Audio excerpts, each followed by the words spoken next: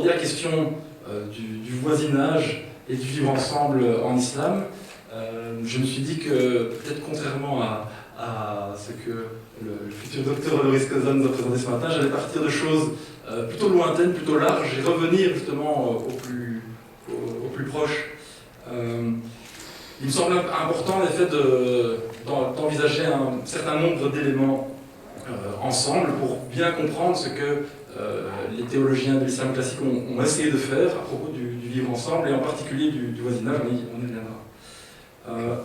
Ce qui me semble important, c'est de commencer par un déplacement sur le rapport qu'on entretient avec l'islam aujourd'hui, qui, à bien des égards, est souvent présenté comme une religion problématique, que ce soit dans le monde musulman, comme on l'appelle, ou de pays de tradition musulmane, ou en Europe. On a l'impression que l'islam a un problème avec le vivre ensemble.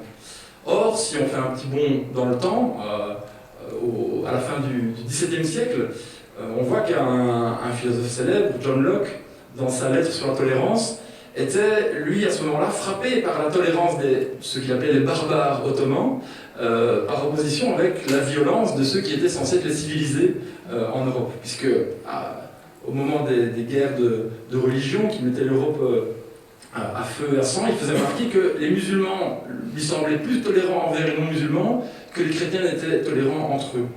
Et là, je le cite, « Tandis que le Turc demeurerait tranquille spectateur de ces fureurs, il rirait de voir les chrétiens se livrer à un tel excès de cruauté et de rage les uns envers les autres. » Donc on voit un espèce de grand décalage entre la façon dont l'islam était perçu en Europe à l'époque et aujourd'hui. Moins de 2 siècles plus tard, une figure marquante de l'islam traditionnel et du rapport entre le monde musulman et l'Europe est l'émir Abdelkader, le résistant à la colonisation de l'Algérie, qui était aussi un grand maître soufi, grand théologien, et qui, après la fameuse trahison des autorités françaises et son emprisonnement en France, part en exil à Damas.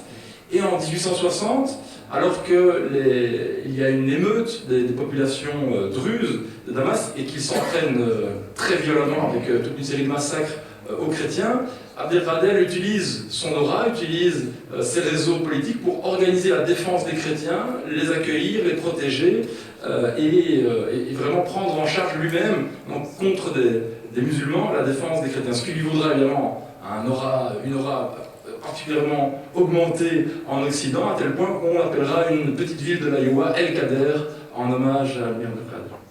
Donc là aussi, on voit évidemment une image de l'islam tout à fait différente de ce qu'on a aujourd'hui.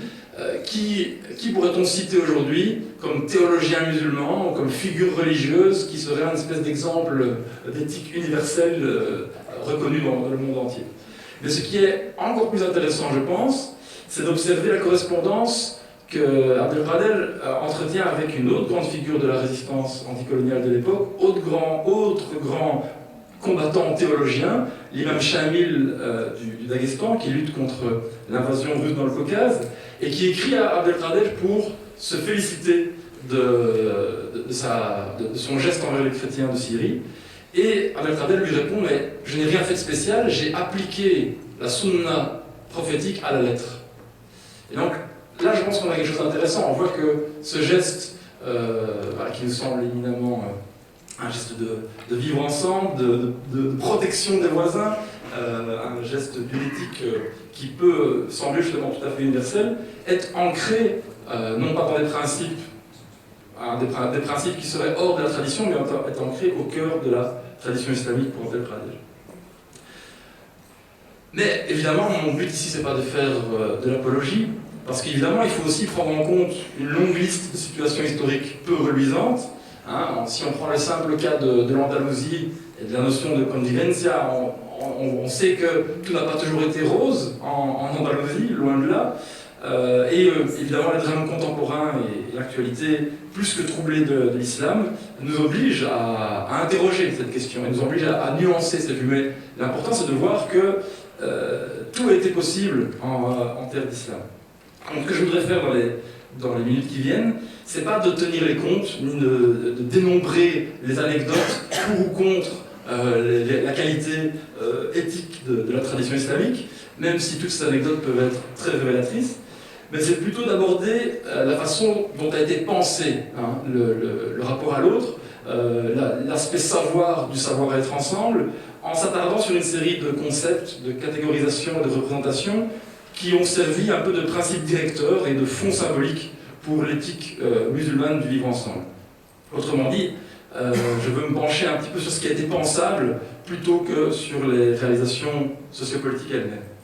Alors je vous propose 3 temps que je vais essayer de respecter. Un premier temps centré sur la révélation coranique, un deuxième temps sur la notion de communauté et du lien au prophète Muhammad, et puis pour terminer une illustration très précise et très particulière du droit des voisins dans la théologie musulmane. Alors dans le Coran, qu'est-ce qu'on trouve qui me semble important de souligner, c'est que la révélation coranique elle-même, c'est vrai que le Coran est un livre autoréférencé qui parle de lui-même sans cesse, la révélation coranique se situe d'emblée avec les autres, au milieu des autres révélations, mais elle s'y rapporte tout en s'en démarquant par une perspective particulière qui est présentée comme une perspective de synthèse, justement. Je ne vais pas vous embêter avec des citations coraniques, j'en aurai d'autres plus tard, mais les étudiants brillants ce matin ont rappelé ces versets de la sourate al-Baqarah, la deuxième sourate, la plus grande sourate du Coran, qui affirme que l'islam ne fait pas de différence entre les prophètes, qui affirme que la révélation coranique est la continuation d'une révélation qui la précède, etc. Mais ce qu'on voit, c'est que l'islam et la révélation coranique présentée comme universelle est aussi présentée comme un particulier, qui est le seul garant à cette universalité. Donc il y a une espèce de tension, une espèce de paradoxe qui traverse tout le Coran et qui traverse aussi toute la pensée musulmane depuis l'origine et qui, je pense, j'ai envie de dire jusqu'à aujourd'hui, mais je pense qu'elle a été un peu perdue aujourd'hui, malheureusement. Donc c'est cette tension entre l'universel et le particulier, entre le fait que l'islam se présente comme un message universel, dans un rapport constant à l'altérité à l'autre, dans un rapport inclusif, on va le voir, mais se démarque évidemment par rapport à ce qu'il considère comme des particularités exclusives. Et alors on trouve des traces de cela dans les rituels même, puisque les rituels du pèlerinage, comme vous le savez, sont des rituels anti-islamiques, validés par la révélation coranique et pratiqués jusqu'à aujourd'hui par les musulmans. Les musulmans pratiquent eux-mêmes des rites qui ne sont ni coraniques ni mohammediens, qui sont considérés comme abrahamiques. Et dans la prière rituelle que les musulmans pratiquants effectuent 5 fois par jour, cette prière se termine par une demande de bénédiction et une salutation à la mémoire d'Abraham, justement. Donc, quelles sont les catégories importantes à mobiliser et justement à replacer dans cette tension entre l'universel et le particulier? La première est celle d'islam elle-même. Comme vous le savez très bien, le mot islam veut à la fois dire soumission, connote à la fois la soumission mais aussi la sauvegarde et la paix. Donc c'est l'idée de se soumettre pour être dans la paix et pour être sauvegardé. Mais ce qu'est l'islam dans le Coran n'est vraiment pas clair. La catégorie de musulmans, donc ceux qui pratiquent ou ceux qui correspondent qui incarnent cet islam, s'applique à Abraham, s'applique aux apôtres, et on va voir que ça a donné lieu à des interprétations historiques assez intéressantes. Je reviendrai sur les travaux de Fred Donner notamment. Et donc, ce à quoi renvoie la catégorie islam elle-même dans le Coran est en tension entre l'universel et le particulier. Elle est toujours à mettre en rapport avec l'idée de Rahma, qui est intraduisible en français, malheureusement, on traduit souvent par miséricorde. Dieu est Ar-Rahman Ar-Rahim, le tout miséricordieux, le très miséricordieux, mais en réalité, le terme Rahma désigne la matrice maternelle. Donc Dieu est celui qui est toute matrice maternelle pour l'ensemble de la création et évidemment l'ensemble des êtres humains. Et d'ailleurs, le Coran revient à plusieurs reprises sur le fait qu'il est important pour les musulmans, pour ceux qui appliquent ces préceptes, de préserver les liens maternels, les liens de matrice qui lient les êtres humains. Les êtres humains eux-mêmes sont désignés par toute une série de termes. Ils sont tous évidemment fils d'Adam, on va y revenir. Ils sont aussi bashar, l'être humain dans le sens de la peau, du contact direct. Mais ils sont aussi insan, qui désigne l'humanité, dont le sens est à la fois celui d'être la pupille de l'œil, insan al-ayn, mais aussi, selon certains lexicographes et théologiens, qui est lié à l'idée d'oubli. L'idée que justement, l'être humain est caractérisé par sa propension à oublier ces liens matriciels qu'il entretient avec Dieu et qu'il entretient avec l'ensemble de ses congénères. L'être humain est aussi serviteur par excellence, hein, même les mécréants sont qualifiés de serviteurs dans le Coran, mais évidemment au dernier chef de création, de khalq. Alors, ce que fait remarquer Emmanuel Pisani dans une étude sur l'humanisme de Ghazali, sur laquelle je reviendrai, c'est que chez Ghazali, un des grands théologiens médiévaux de la tradition islamique, tous ces termes sont utilisés de façon non particularisée. Ils sont utilisés et ils s'appliquent à tout être humain, peu importe sa confession. La confession semble toujours secondaire. Alors, pour revenir justement aux liens spirituels et religieux, la notion qui va de pair avec cette universalité du lien de miséricorde, du lien de matrice, cette universalité de l'humanité, c'est la notion de fitra, qui aussi est intraduisible, qui connote la nature primordiale de l'être humain. Fatara, ça veut dire créer, mais ça veut dire aussi diviser. On crée par multiplication, hein, quelque part. Et cette fitra, cette nature primordiale de l'être humain, c'est quelque chose dont tout être humain est donc doté à la naissance, selon une tradition prophétique bien connue. Chaque nouveau-né naît selon la fitra, hein, selon cette nature primordiale, et ce sont ses parents qui font de lui un juif, un chrétien ou un zoroastrien. Mais que l'islam est exclu de cette définition parce que ça entretient justement l'idée que c'est une espèce de religion naturelle, hein, pas l'islam des juristes sunnites ou chiites, hein, mais l'islam coranique ou mohammedien, une espèce de religion naturelle qui inclut les autres. Mais cette notion de nature primordiale va aussi de pair avec l'idée du pacte primordial, l'idée d'un pacte entre Dieu et tous les fils d'Adam, justement, tous les êtres humains, prononcé avant même la création de l'Adam de chair, et dans lequel chaque être humain reconnaît son lien avec le divin.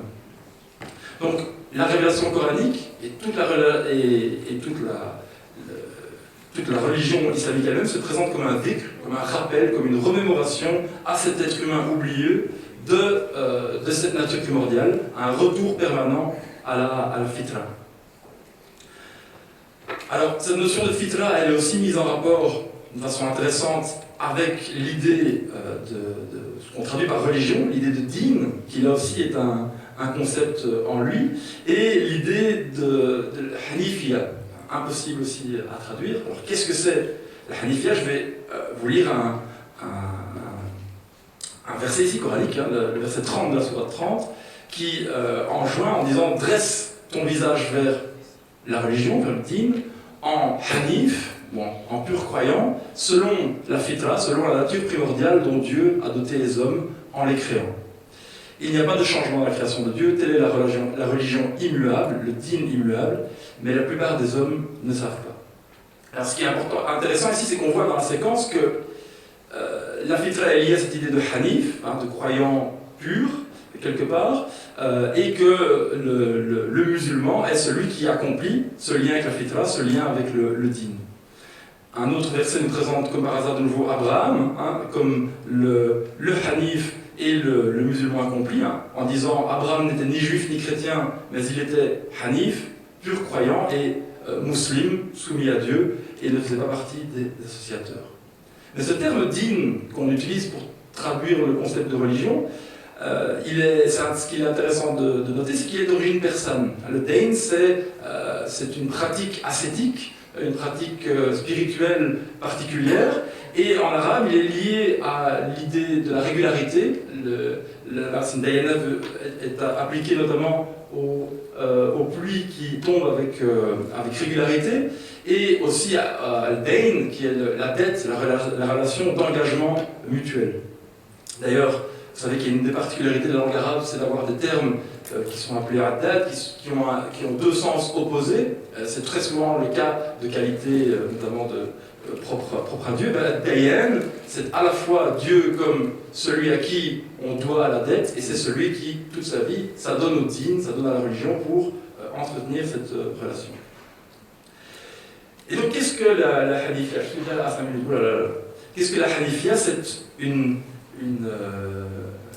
une tradition justement non formelle, que les théologiens considèrent comme descendant d'Adam jusqu'à Mohammed, et que l'islam, que la révélation coranique vient réveiller quelque part. Alors je vais sauter énormément de choses pour vous parler quand même du voisinage.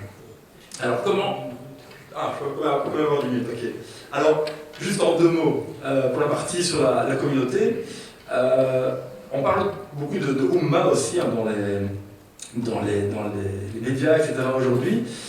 Mais le terme Ummah, tout comme le terme Islam, dans le Coran lui-même, il n'est pas clair, puisque la Ummah est présentée comme une seule, comme unique, hein, dans la sourate 21, qui est la sourate des prophètes, après toute une séquence qui énonce toute la série historique, l'histoire de la prophétie à travers l'humanité. Le verset 92 affirme « Cette Ummah qui est la vôtre est une seule Ummah ».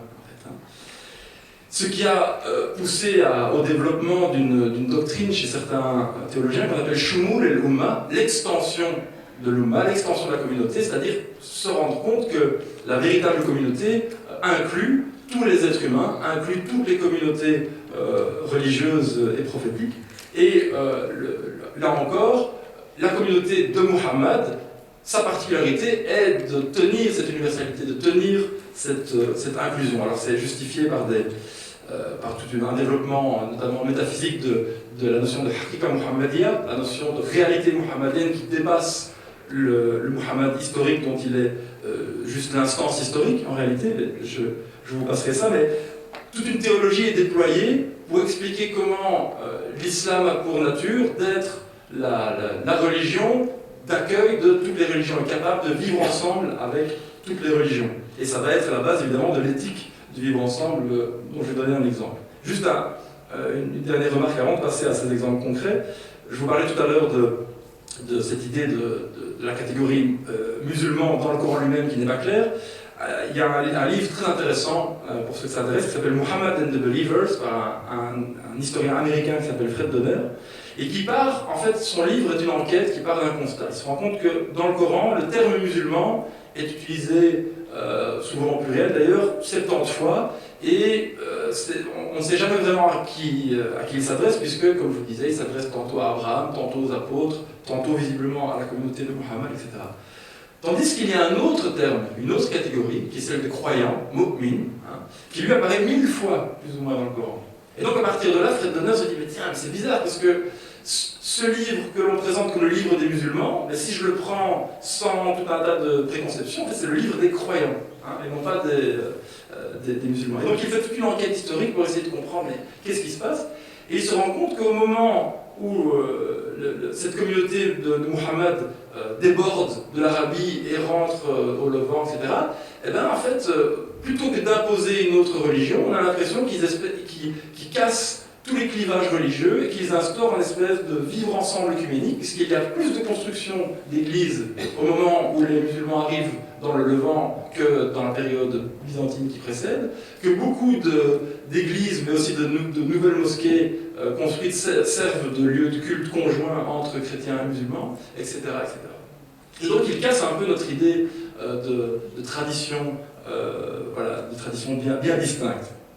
Alors, je voulais terminer avec un exemple concret de ce que ça a pu donner dans l'éthique civique et les droits du voisinage.